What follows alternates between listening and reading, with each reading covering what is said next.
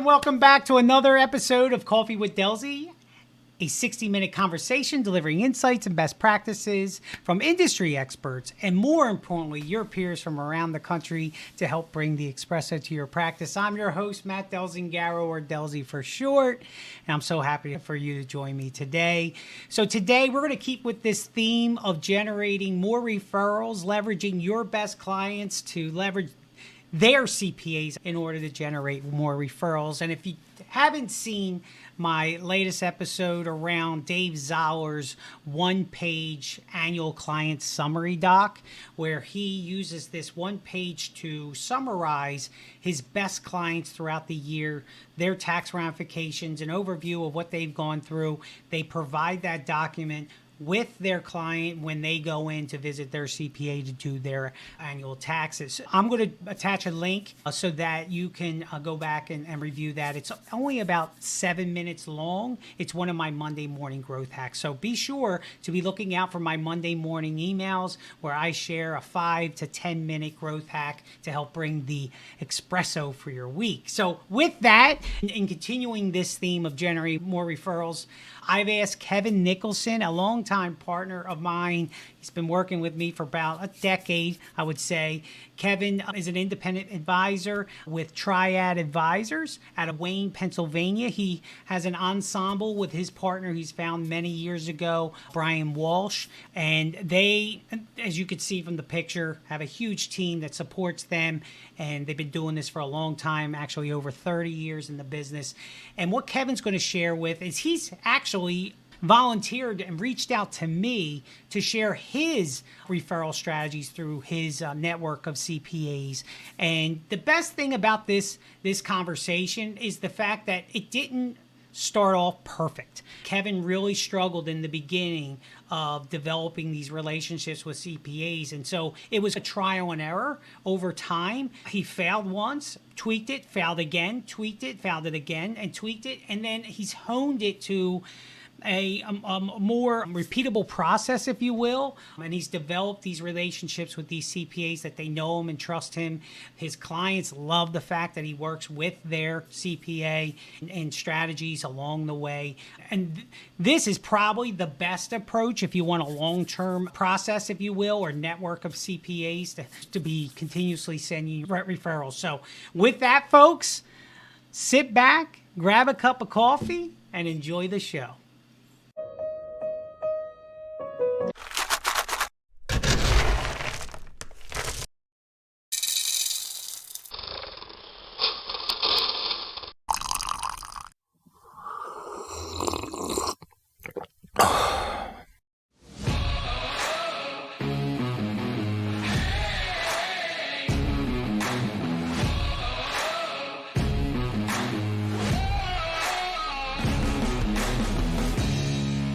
Kev, I can't thank you enough for taking some time out of your day, especially to join me on a Friday afternoon. Thank you so much for doing that. that. Buddy. You bet. I know you're winding down your career and you're not going to be in this forever, right? So one of the things, folks, about Kevin is that he loves giving back.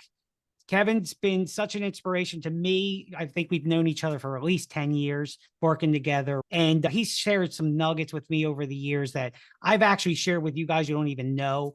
But Kevin was willing to, he saw my CPA referral ideas and he's, Delzi, I have some really good things that I think your advisor would like. So Kevin was kind enough to join me on one of my short sessions of Coffee with Delzi and share with some of his ideas, his experience of how he works with CPAs, how he asks for referrals and things like that. So Kev, I can't thank you enough for doing this. You bet, Matt. I bet. My pleasure. Let me start by saying on your other advisor who did the presentation on CPAs, I thought that was awesome. So okay. I certainly don't want this to sound like I'm one-upping that because I'm not. Oh, I thought his was phenomenal. There were a couple parts of it. There was a one sheet document that he talked about that I loved. And I was just sending you a note saying, hey, this is really cool. That got me thinking because that's the stuff we try to do. We don't do that, which I now want to try to implement. But so just so I don't want anybody thinking I'm trying to one off that one because that was a killer one. No, Zauer is the man. And look, I think how many years have you been a 5-star advisor, like consistently from Philly Magazine and everything? Like, so you're doing something right between you and Brian, your partner.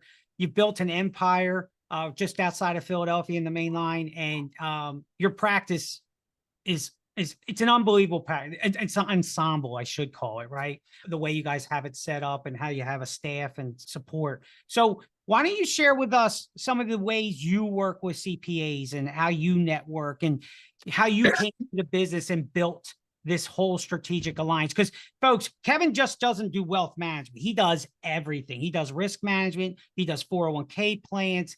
He does PNC. So they're a one-stop shop for everything. And they have these relationships that he works with as well. So I'll let you talk, Kevin. You give us a background on how you basically created this network. Sure, thanks. And what's the saying? Never let a good failure go without learning from it, right? Absolutely. So I had two of them to get to where I'm at. So right out of the gate, like anybody who starts in our business, your manager tells you, hey, it's great to go network with CPAs. So I'm like, oh, okay, I'll go and network with the CPAs. So I start knocking on doors and I'm calling on CPAs, and I'm married to a CPA, so I can say this very comfortably. But generally speaking, they're not the types of people that are going to kick you out of their office. They're very laid back, somewhat generally introverted at times. And so I would sit across from these people and I'd give my spiel and I'd walk out of there and say, man, I nailed it. I'm gonna set aside a whole phone division to take the calls that come in from this group of CPAs as they send me referrals. Wow. It's crickets and nothing. And so after a while, I'm like, oh, that didn't work. So I give up on it. And so then, reading articles in the industry about people that network with CPAs, I'm like, they don't know what they're talking about. There's not that can't work. So a few years go by, and now I think I got another good idea since that first one didn't work. And I'm like, okay, when I meet with a client, why don't I do a summary email to them of what we discussed, and where there's overlap with tax issues, which we clearly are not the expert on, I'll have them give me their CPA's email address and I'll loop them in on that email to keep them abreast. That was failure number two, because now the CPA wasn't in the meeting. They're reading the email. They're saying, okay, 5 bullet points. First couple make sense, but the third one, I wasn't there. I don't understand the context of the comment. What does this mean? And then second, same with the fourth bullet point, or maybe the fifth bullet point. Okay. And the client is like, their head's exploding. Like, why am I in the middle of this? This is getting confusing. I thought this all made sense. Now I've got to try to explain to the accountant what you meant, or vice versa. And I was like, man, this isn't going well either. So I backed away. And I thought, I took a while, probably another year or two. And then I went, wait, why don't I just have them bring their accountant into the meeting? And that way we're all in there together. And now they get the context of the conversation, or they're on the conference call. So when we're talking about things that are going to leak into tax issues, they're there. And so that's when things started to click, because the accountants now were there. They could add their 2 cents. It was never a who's smarter contest. Am I smarter than the accountant, or the smarter accountant smarter than me? It was, hey, client, you've got your team together. You say what your issues are. We now brainstorm together to come out with the answers. The accountant's not trying to give you investment advice, but we're not trying to give them tax advice, but where it overlaps, we're now both there. So the accountants say, hey, Kev, if you do sell this, it's going to trigger this gain, which is going to cause this issue. So we got to be cognizant of it. Or if you're going to think about doing a Roth conversion, you got to think about this, because here's where they are in the tax bracket. So things that I wouldn't know to do myself and wouldn't have done without their sign off, now they're there. The client's seeing it all in action. When you come away with your plan, you feel much better because everybody's given it their blessing. And the client's not frustrated because they didn't feel like they were the messenger in the middle, having to communicate between one or the other. Does that make sense what I'm saying? No, that sounds awesome. Now, Kev, I'm trying to think like an advisor here, right? I'm someone listening to the video. I don't have the chance to live to ask you a question. So I'm trying to think like the advisor, like, all right, where are the holes? Okay. Because obviously this has worked for you because you're extremely successful between you and Brian and your practice. So here's what I would be thinking as an advisor. One, who's inviting the CPA? Is it the client or is it you? Okay. That would be one of my questions. Number two, is the CPA are they a willing party, or from that experience, are they being like pulled in like, oh, great, here we go? That's number two that I'm thinking. And number three is, who's paying the CPA for that hour of time that they're coming in? Is it are you going to tell the client, look, if we do this, you're probably going to get billed an hour for the CPA's time? Does that come out of your planning fees? Like, how is that all? This is what I know the advisors are thinking this, because one, I would say 98% of them are not doing this, right? And number two is, it's a great idea, but my gosh, I don't even know how this whole thing is going to actually work. Does that make a fair question? Great questions. Great questions. I'll try to tick them off. Let me know where I missed one and I'll backfill. Absolutely. But number one, we only suggest doing this where it's appropriate. So there's certainly times when you're talking to your client about something that has nothing to do with taxes. There's no reason to bring the accountant in. So we're not forcing a square peg into a round hole. Okay. It's only in those instances where we say, look, we're dangerous. We're financial advisors, so we probably know more about taxes than the average person, but we're not a CPA. So in this instance, we think there might be some tax issues that might bubble up. We would suggest that we invite your CPA in. So would you be okay with that? That allows the client to be the first one to say yes or no. So that's number one. And if they're good with it, which most of them are, then they say, all right, I'll make that introduction. Sometimes it fleshes out, sometimes more than not, because we jumped a little bit too early. And again, it was a half mistake, not a full mistake, but they'd say, oh, you know what? I'm actually wondering whether my accountant's really worth the money we pay them. And at first I'd be like, I've got 5 or 6 I'd love to refer them to. So we were jumping a little too quick. And then we realized a lot of our clients actually aren't using their accountants to the best of their ability. It's like your cell phone. We don't all use them as well as we should, right? We use about 20% of the capacity. Most of us usually use our accountants where we bring our stuff in January, February, and hope they get it done by April 15th. And then we don't see them again until next January. When in fact, during those summer and fall seasons, when they might have a little free time, you can do some forward planning with them and they know the code really well. So they can become a great asset for you, but you don't necessarily know that because all you ever do is use them for your return. So number one is trying to get the client to buy in. And again, some were saying, I'm not sure this is the right one. And we said, why don't we give them a chance here? Like, we're agnostic. We don't have some special group that we want to push them on. We love meeting more accountants, new accountants all the time, but we also don't want you going and firing your accountant just because you don't think they're the right one, unless you say, tell me why. And if they go into some greater detail where it's like obvious, then that's different. But so we go and have a call with them and their accountant, and the accountants generally are interested and willing to do this. Because if you look in what's going on in the accounting industry, there's a real challenge there. And they, as an industry, admit they're not good at prospecting and marketing. And so these are great ways for them because they don't outreach to their clients until January either. They're not built to sell, most of them. And so this is a way for you to become, that's where you start to see this sync up because they're like, wow, you can actually be that asset for me because you're the one who's bringing my client back to me when things are happening because you're staying in closer touch because you handle their investments or what have you. I'm only talking to them January through April. So if you're the one who's saying, hey, we should probably talk to them, they just had a job change or they just had this, generally the accountant might not know about that. So now you're becoming another asset for them because you're bringing information to them that they might not know otherwise. So most of the time they're not coming kicking and screaming. There's the occasional situation where you sit in a room with one of them and they do think they're an investment advisor. And so they try to steal your thunder. It doesn't happen often. I remember it once or twice, didn't go well, but they don't happen enough for you not to do it. But it did happen. It could happen. But most times it's the other side where you really move forward feeling just total confidence that the final plan has got the blessing of them, not from the investment advisor standpoint. They're not giving the advice there, but that you're never worried that you're getting a call from them in January, February, March, screaming because they're looking at their client's return. And they're like, why didn't you tell me you triggered these gains last year? Because it's causing all these problems. So not only is it good from avoiding the negative, but it's good because you feel really good about the plan.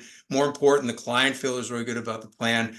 And not that you're doing it for this reason. You're not doing it superficially. You're doing it for all the substance, but you're doing it And the client is seeing you in a different light because now they see you so confident in what you do that you're willing to present that in front of their other advisors. So you look even more professional when you're doing it. Not that you're doing it for that superficial reason, but it ends up being a nice byproduct of it. So how does the billing happen? Because that the CPA's got to be ecstatic if they're not doing much during the year. Like I can't stand some of the CPAs who do it. They work 4 months out of the year and then they're done, right? Right. Versus a true CPA that you want to work with is one who's doing it all year. They're doing business returns and things like that. How how do you bring up the billing issue? Or are you introducing it to the client, or is the CPA, or how do you guys handle that? That's a great question. So two things on that. Number one, I'll bring it up to the client before we introduce them. I'll say, there is a good chance your accountant will bill you for this. I said, and I'm not here to spend your money, but I am going to tell you that I think it's going to be well worth your money to do this. So you can say no, and we won't have the accountant in the room, or you can ask the accountant, because sometimes they'll do it for nothing, but that's up to them. But I do want to have this conversation with you to tell you that it could happen. I'll meet with accountants that I've never met before. The client's in the room, the client gets up to go get something, the accountant will say, I'm going to do this for free. And because it just helps me bond more with my client. So I see it as a value added. And I'm like, that's entirely up to you. I told them before we met that you may bill them, and they were okay with it. So it's up to you. We definitely have the open conversation, just like we always disclose our fees, and every good advisor does that so that the client's not surprised. We always talk about it openly with the client before we ever step across that bridge. But we have accountants that are very comfortable not billing for it. We have those that will bill for it, but when they do bill for it, the client's fully expecting it. And there was a great article I read many years ago about our industry where it said, don't ever use the word free, because that diminishes your value. So like when we do our first meeting with a client, and I'm sure a lot of advisors do this, they'll do it at their expense, but we don't say to the client it's free. We say, no, there's an expense here. My time's worth money, but we're absorbing that expense for our first meeting with you. And I've told that to accountants. I'll say, not for nothing, you do what you do. You're good at what you do. You won't lose sleep over what Kevin Nicholson thinks about you. But I think it's worth billing them because they'll see value in that. Like, people assign value with payment.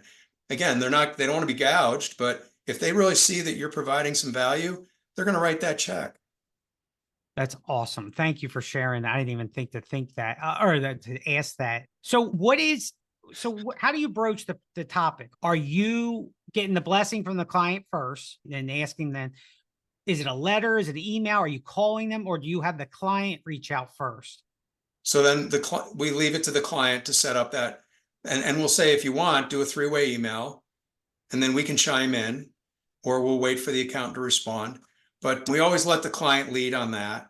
Unless they say, here, I'll give you their email, you reach out to them, I'll let them know that you're going to reach out to them. We're very flexible on that, but most of the time, I'd say 3/4 of the time, the client is making the introduction and setting that up.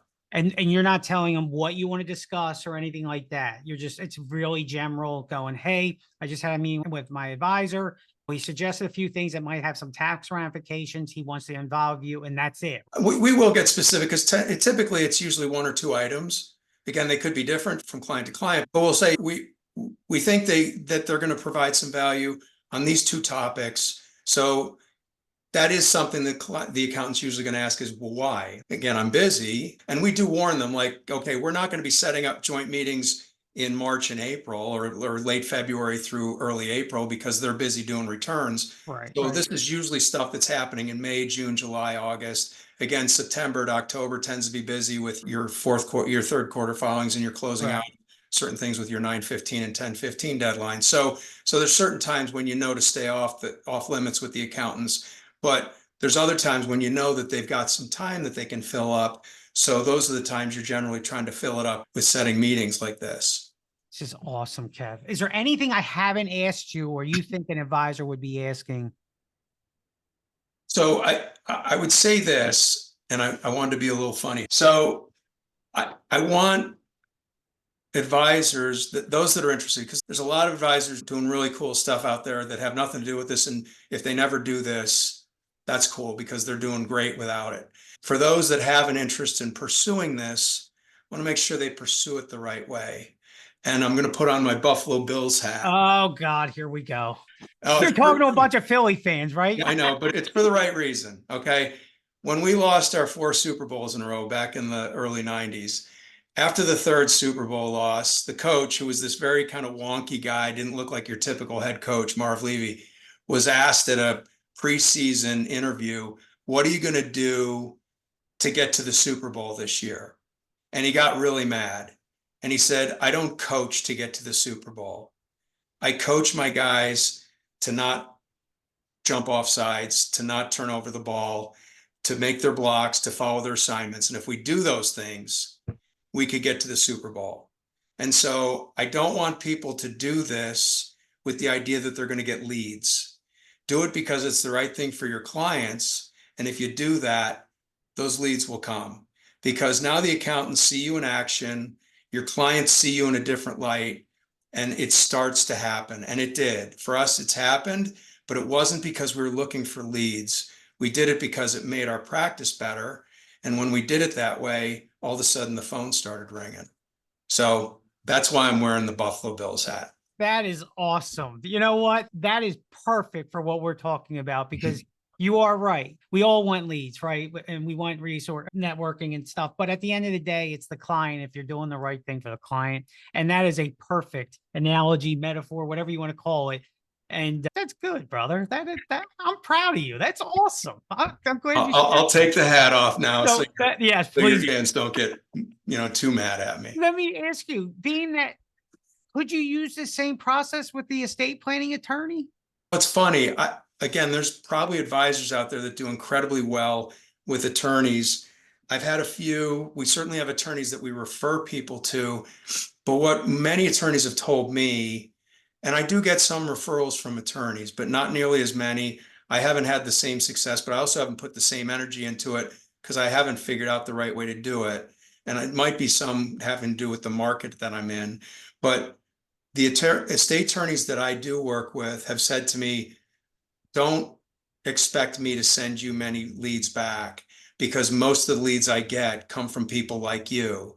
So I can't go and turn around and send you a lead because I got it from an advisor. Right. So it doesn't mean and when I heard that, it had me back my energy off on it. That doesn't mean there isn't some group in your audience right now saying he's completely wrong.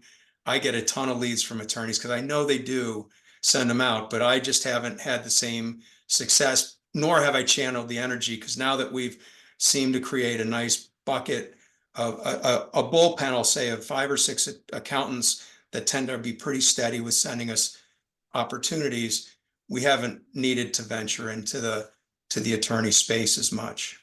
So is there any other place that you might share that you do get a ton of referrals from? Or is there a referral process with your clientele that you actually have a process of asking for referrals?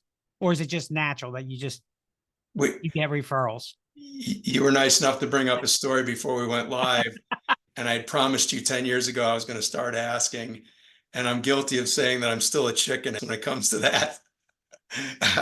You want to share that story or no? You want me to share You it? can go ahead and tell them. It's embarrassing. Oh, and I'm embarrassed to say I haven't gotten much better at it. Some of it is, again, I wish the phone rang every day with a referral, but we can get a couple a week, and that's enough between that and our existing book. But it doesn't make it okay for me not to be asking. And actually, when you shared the story earlier, I wrote a note because there's something I want to do internally with some of our operational things that might help me get a little better at that. But I'm not good at asking for referrals. I'm guilty of that. You're not proactive at it. Right? Yes. I mean, that's essentially what it comes down to. And you guys could see from his humility and his personality, Kevin's very humble. He lets his actions speak for him. And we went through an exercise a few years ago. This was pre-COVID. And I said, Kev, maybe to help you be more proactive is if you actually ask for a referral on the agenda. And it's funny, a couple of months go by and I checked in on Kevin. I'm like, hey, how's the asking for referrals thing going?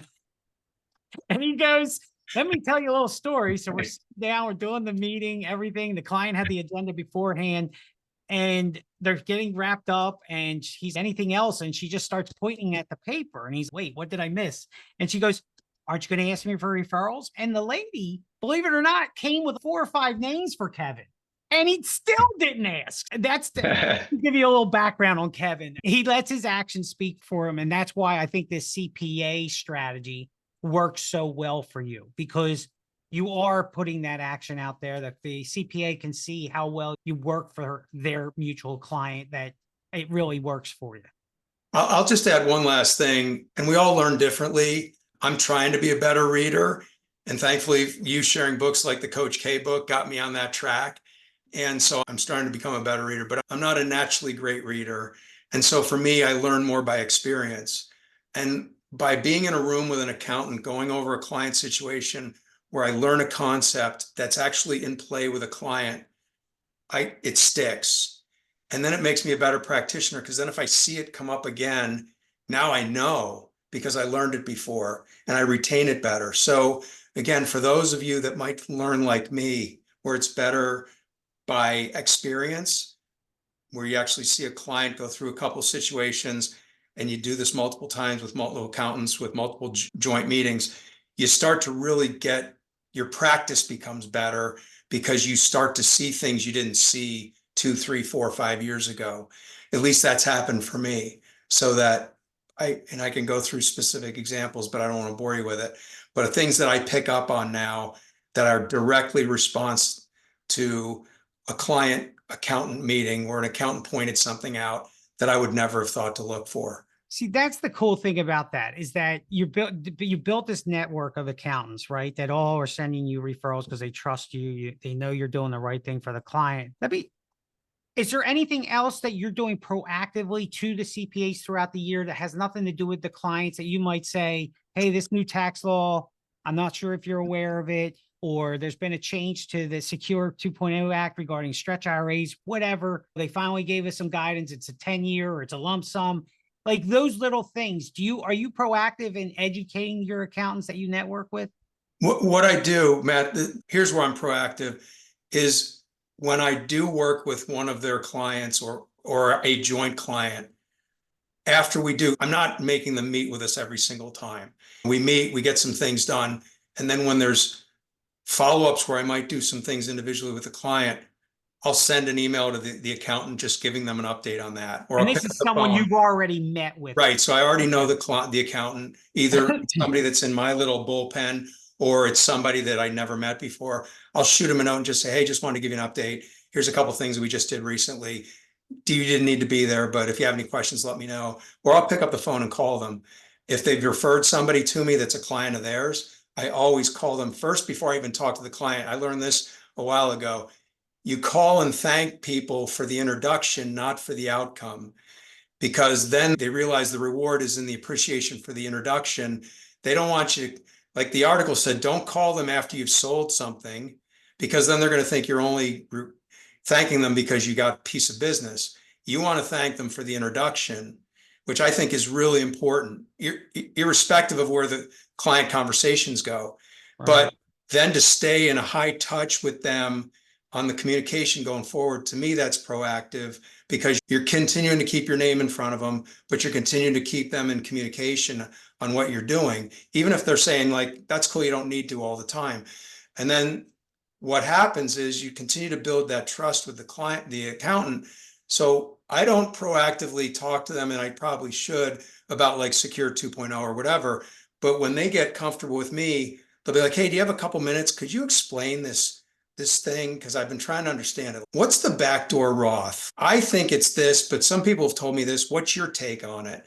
And you could spend 30 minutes or an hour on a call with an accountant. And to me, that's well worth it, because that's just continuing to strengthen that relationship so that they continue to gain confidence in you. So I don't reach out to them with, hey, I'd like to talk to you about this. And I should, it's a good idea. But what I do is, A, I'm proactive with communication on their clients that they've sent to us. And then B, when they have questions, I'll make sure that I give them all the time in the world to go through those things, because I think it's important and it does create some stronger relationship going forward. That's awesome. I know you do a lot of 401k plans and groups stuff, and you do PNC, or do you refer that out? We refer that out. Yeah. Do you get a ton of referrals for the PNC shop too? Where we use the accountant, just to piggyback off on the 401k, is with our existing 401k block of business. We'll reach out to the owner of the business, or the point person, might be the financial person, Right. in June or July, and just say, checking in, how you doing? How's the year going? And when they're saying we're knocking the cover off the ball, we're like, then we should meet with your accountant and you all in September, because there's that profit sharing plan that's attached to your 401k.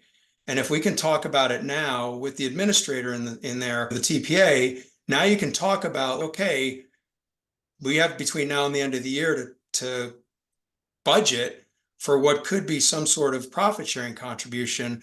And the TPA comes back with some different design ideas on how do you allocate that money across the board. But those are proactive meetings that become very valuable, because the client's looking for ways to hide money legally. Yeah. They want to have enough time to budget for it. I didn't realize, and again, for folks that are even more expert than us at 401k, they're like, well, you can make the contribution, and as long as it goes in before the end of the year for the employees, you can delay the contribution for the owners until into the next tax year, and it still counts for the current tax year deduction. And I was like, I didn't know you could split that up. So those are little things that I learned over the years, but those are things where your client, the 401k client, stops looking at you as a commodity, because they're getting calls every week from their payroll company, their bank. So the stickiness on 401k can be challenging unless you're doing some extra value add. And when you're doing those types of proactive meetings, mid-year, third quarter meetings with their accountants, that's a way for you to really secure that relationship. And how many of what percentage of the businesses, the owners, would you say are also personal clients as well? Probably a quarter of them, maybe quarter. Maybe, yeah, somewhere in that range. All right. So that's not the biggest revenue generating thing where you try to get both sides of it.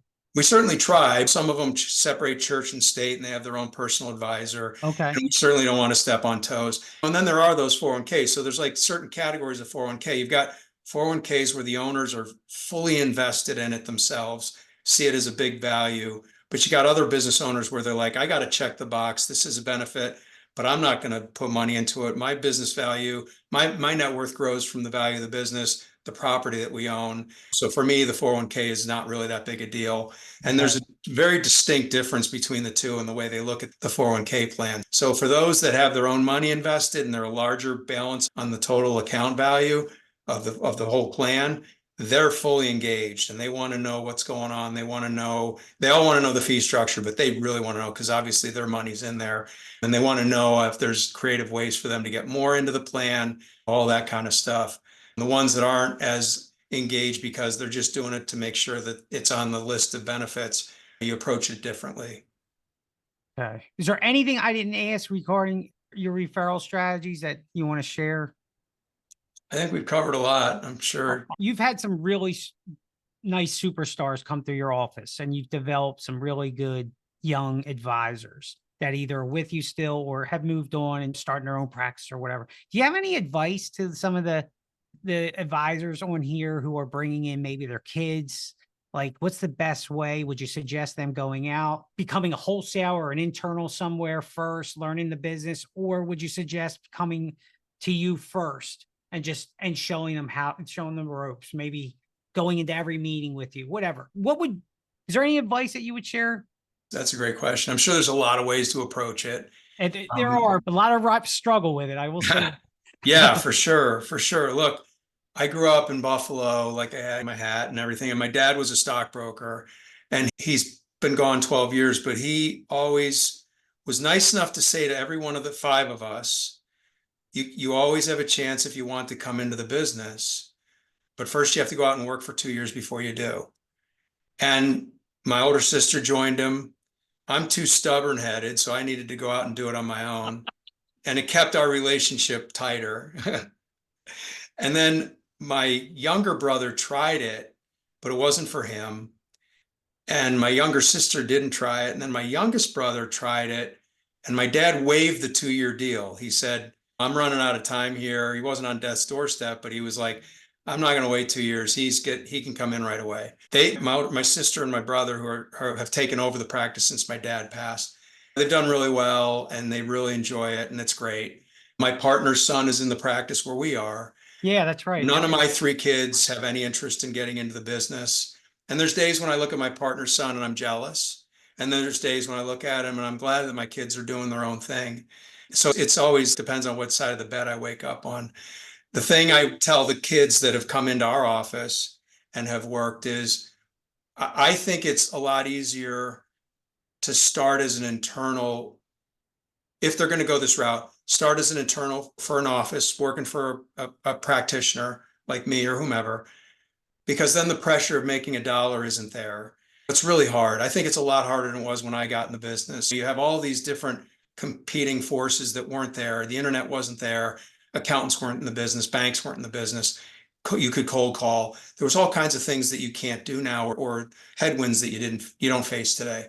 Right. So I think coming into it where you can learn and really understand things and then slowly start to develop your own confident voice with existing clients of Kevin's. So you're doing service work for Kevin's clients. And then as we're working together, you coach them up. Hey, next time you're talking to them, think of talking about this. And it can be a very gradual pitch meaning launch pad, Right. Right. so that they can really ease into it.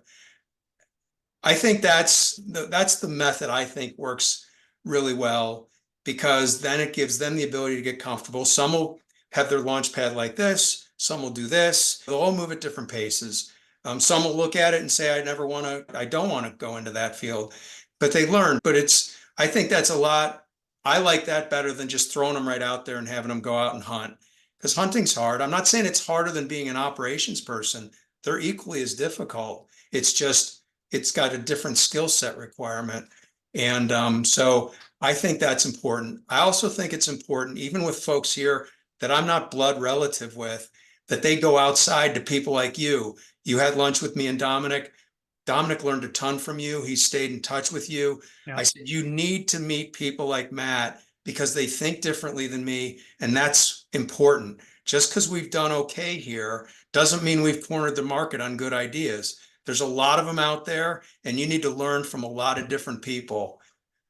So that's something that I think is important, is not just learning from the folks internally, but learning from folks outside the four walls. So there's no secret sauce, right? I know Brian, I think his son worked at Lincoln for a while, right? He did. He And then did. came into the practice. Are you So, allowed to say that on this podcast? yeah, that's fine. Everyone knows we're Philly. Everyone knows Lincoln's back office is I'm right, kidding. I'm right kidding. down the street. So actually right down the street, literally from your office. But that's the thing. Like a lot of advisors are struggling with it, trying to find that balance, if you will, of how do I let them hunt, or do I just let them support me for a number of years until they find their confidence and find their, like, getting used to the clientele, that they can start taking clients on themselves. Sure, sure. And you have to, if you're us, the people that are now on the back end of your career, it has to be something you want to do and like to do as far as training somebody. There's certain people that are natural sales managers that just are wired that way. I wasn't. You remember the guy that used to work with us Yep. that you did a really great job helping, John. He was awesome. When he first started with us, I'd never been in management. He'd come into my office and I'd be like, what are you doing here? Get out of here. And then when I'd be spending time training, I'm like, wow, this is such a waste of my time. And then after a while, I started to connect the dots. And again, I'm one of the slowest learners there. So it just took me a while to figure this out. But then I was like, wow, I'm starting to see, like, he's getting things done while I'm getting things done. Like, it really took me a while to connect the dots. Then it became fun. But I always loved coaching my kids in sports, and coaching other kids even more. And once they got to a certain age, I couldn't do that anymore. But I realized I do coaching. So it's fun for me. And now, unfortunately for us, John moved on. He's still doing really well. And that's the risk you always run, is you train somebody. But the thing you can keep in your gut is that you sent somebody out better than when they came in. So as long as that's going on, does it put money in your pocket? No, but it's something that for some will make you at least somewhat satisfied.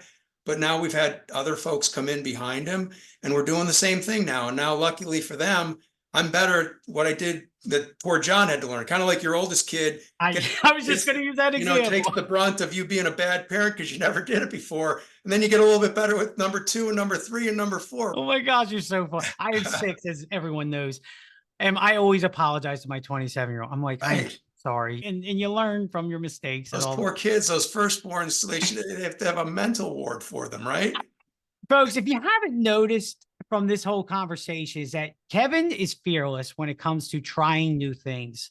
And I love the way you approach things. Like, okay, I know it's a good idea, but this isn't working. So how can I tweak it?